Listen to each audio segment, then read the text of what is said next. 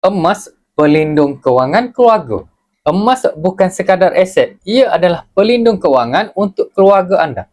Bila ekonomi tidak menentu, bila kerja hilang ataupun kos rawatan meningkat, emas boleh jadi benteng yang pertama sebelum kita jual harta kita yang lain. Ianya mudah dicairkan tanpa perlu pinjam daripada sesiapa.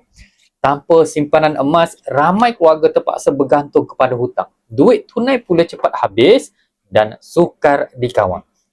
Dengan emas, kita lebih berdisiplin. Duit yang ditukar kepada emas tidak akan bocor. Lagi banyak emas disimpan, lagi kuat keuangan keluarga.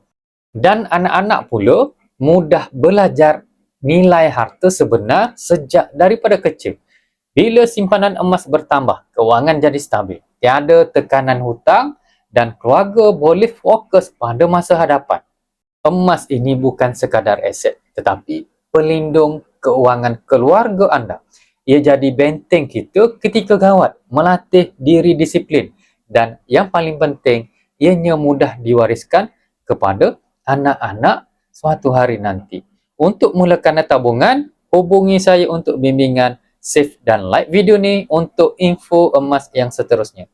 Assalamualaikum.